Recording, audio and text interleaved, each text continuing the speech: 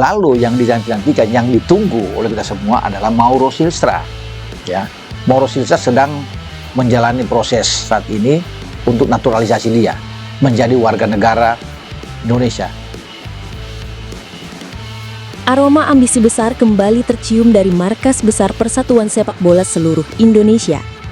Lewat sebuah pengumuman resmi yang disampaikan di Gelora Bung Karno Arena, Ketua Umum PSSI Erick Thohir mengabarkan bahwa proses naturalisasi pemain berdarah Belanda Indonesia, Mauro Silstra, akan dipercepat. Langkah ini diambil demi memastikan sang bek tengah dapat memperkuat timnas Indonesia pada ronde keempat kualifikasi Piala Dunia 2026 zona Asia. Ketua Umum PSSI Erick Thohir mengatakan calon penyerang timnas Indonesia, Mauro Silstra, kemungkinan akan mengucap sumpah WNI pada Agustus mendatang. Selain Mauro, akan ada pemain keturunan lainnya yang akan dinaturalisasi sebelum Oktober 2025 agar bisa tampil dalam kualifikasi Piala Dunia 2026. Pemirsa, Ketua Umum PSSI Erick Thohir mengatakan calon penyerang timnas Indonesia, Mauro Silstra, kemungkinan akan mengucap sumpah WNI pada Agustus mendatang. Bapak Presiden sudah menandatangani surat naturalisasi Mauro. Sudah ada di DPR. Ayahnya adalah mantan pemain Divisi 2 Belanda, sementara ibunya lahir di Semarang sebelum merantau ke Eropa. Sejak usia dini, Mauro sudah menunjukkan minat besar terhadap sepak bola. Bergabung dengan akademi klub Eredivisie di usia 8 tahun, ia dikenal sebagai anak yang disiplin, pendiam, namun selalu tampil gigih di lapangan.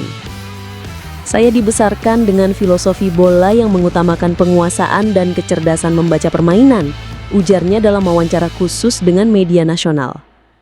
Meski besar di Belanda, Mauro kerap berkunjung ke Indonesia saat libur musim panas. Ia akrab dengan makanan lokal, bahkan mengaku sangat menggemari soto ayam dan gudeg. Ibu saya selalu bercerita tentang masa kecilnya di Semarang. Saya tumbuh dengan dua identitas dan saya bangga pada keduanya, katanya. Ketertarikan PSSI pada Mauro dimulai pada 2024 ketika tim scouting Garuda mengamati performanya di Liga Belanda.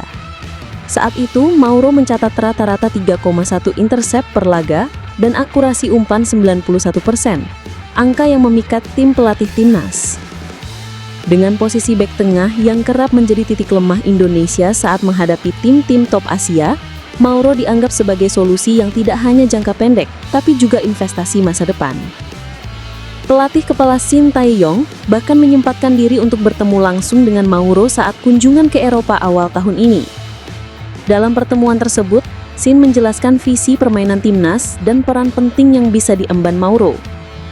Coach Shin meyakinkan saya bahwa saya tidak hanya diinginkan, tapi dibutuhkan, kenang Mauro. Awalnya proses naturalisasi Mauro dijadwalkan rampung pada Desember 2025, namun setelah Indonesia memastikan diri lolos ke ronde keempat kualifikasi Piala Dunia 2026 zona Asia pada bulan Juni lalu, PSSI mengajukan percepatan kepada pemerintah. Erick Thohir menjelaskan, waktu sangat penting. Ronde keempat akan mempertemukan kita dengan tim seperti Irak, Qatar, UAE, dan Arab. Kami tidak bisa menunggu sampai akhir tahun. Mauro harus siap sejak laga pertama. Pemerintah merespons positif.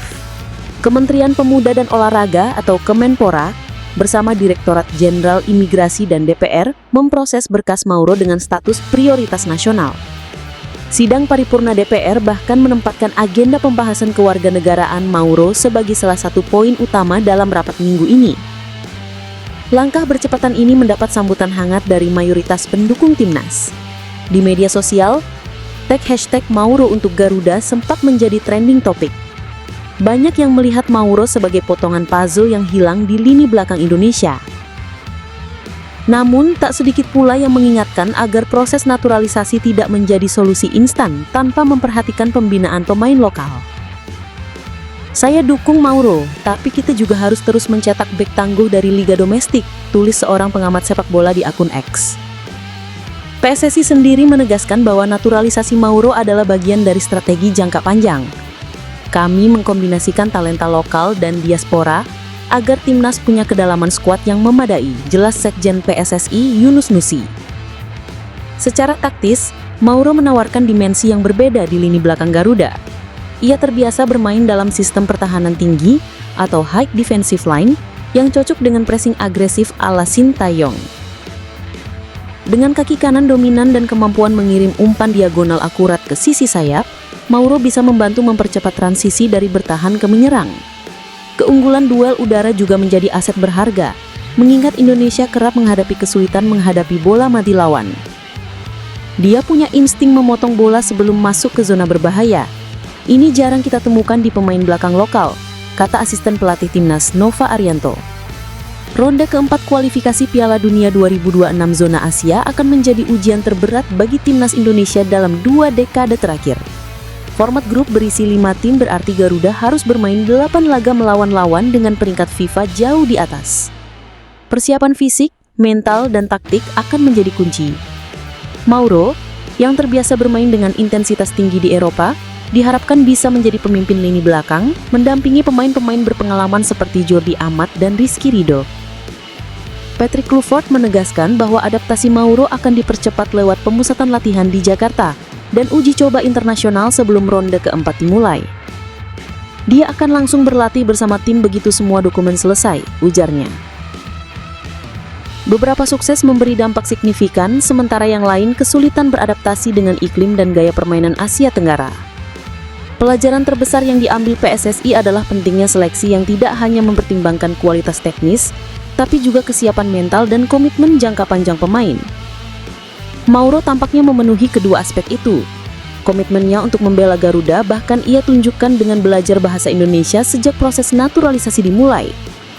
Saya ingin bicara langsung dengan fans tanpa penerjemah, katanya sambil tersenyum. Meski optimisme tinggi, tantangan tetap ada. Mauro harus beradaptasi dengan cuaca tropis yang lembab dan panas, kondisi lapangan yang berbeda dan intensitas jadwal perjalanan antar negara di Asia. Selain itu, ia akan berada di bawah sorotan publik yang besar. Setiap kesalahan di lapangan akan mendapat perhatian ekstra, sebagaimana yang dialami pemain naturalisasi lain sebelumnya. Pengamat sepak bola nasional Bung Towel mengingatkan, kita harus realistis, Mauro memang punya kualitas, tapi butuh waktu untuk membentuk chemistry dengan rekan setim. Jangan menaruh beban berlebihan di pundaknya. Jika naturalisasi Mauro berjalan lancar, ini bisa menjadi titik balik bagi pertahanan timnas di level Asia. Kombinasi bek berpengalaman dan muda lokal maupun diaspora akan membuat Garuda lebih fleksibel menghadapi berbagai tipe lawan. Erick Thohir optimis, ini bukan sekedar tentang Mauro, ini bagian dari proses membangun timnas yang siap bersaing, bukan hanya di Asia Tenggara, tapi di level Asia. Bagi Mauro sendiri, kesempatan ini adalah realisasi mimpi masa kecil. Saya ingin membuat keluarga saya bangga. Membela Indonesia di Piala Dunia adalah mimpi yang kini terasa mungkin, ujarnya menutup wawancara. Percepatan naturalisasi Mauro Zilstra adalah salah satu episode terbaru dari perjalanan panjang sepak bola Indonesia menuju panggung dunia. Ia membawa harapan, tantangan, dan cerita baru bagi Garuda. Ronde keempat kualifikasi Piala Dunia akan menjadi ujian, tapi juga kesempatan untuk menegaskan bahwa Indonesia tidak sekedar peserta, melainkan penantang yang patut dipertimbangkan. Dan ketika Mauro mengenakan jersey merah untuk pertama kalinya, mungkin itulah momen di mana mimpi jutaan pecinta sepak bola Indonesia terasa sedikit lebih dekat untuk menjadi kenyataan.